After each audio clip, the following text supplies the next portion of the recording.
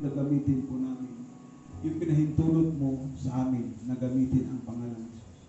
Salamat, Lord God, dahil dito pa lang sa lupa, dinidinig mo na po, Panginoon Diyos Ama, ang mga hinaing po namin.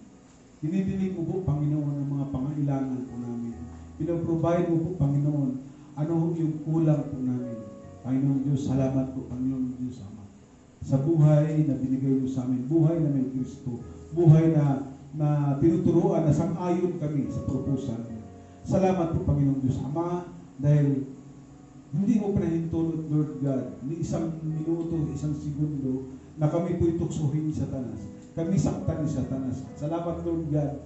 Nakikita po namin, Lord God, binibigyan man kami ng karamdaman ni Satanas. Binibigyan man kami ng mga marurumi sa aming katawan. Lord, binubunot mo ito para sa iyong kagalingan. Kung mayroon man kaming karamdaman sa aming spiritual, pinagaling mo rin ito po, Panginoon Diyos Ama. Salamat, Lord God, dahil sa kabutihan mo. Salamat, Panginoon Diyos, dahil binuksan niyo po ang aming mata. Nakikita po namin, Panginoon Diyos, na napakabait mo, napakabuti ng Diyos Ama. Salamat, Lord God, hallelujah. Sa biyaya po, Panginoon Diyos Ama. Biyaya po, Panginoon Diyos Ama, na sa araw ng linggo, Lord God, napakalaking parte po kayo sa puso po namin. At salamat, Lord God, hallelujah, dahil lumalabas po, Panginoon, ang biyaya na tinatanim mo sa puso namin. Yung pangalang Jesus, yan po yung sinisigaw ng puso namin. At salamat, Lord God, dahil nagkaroon kami ng karangalan sa aming damdamin na kami po ay inaangkin nyo ng anak. Hindi nyo kami inaangkin na anak sa labas, pero inaangkin nyo po kami, Panginoon Diyos Ama.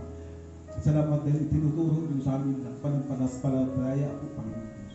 Maraming salamat sa biyaya. Panginoong Diyos, dalangin ko, Lord God, sa aming pansamantala na paghihiwalay. Dalangin ko, Lord, mauna ka palagi sa aming buhay. Magliliwanag ka palagi sa aming daanan. Ikaw palagi magmumuna sa aming isipan. Kontrolin mo po ang aming puso. At Lord God, dalangin ko po, kung nanghihina kami, bigyan niyo kami ka ng kalakasan. Lord God, dalangin ko rin yung mga nanghihina po sa kanilang panampalataya.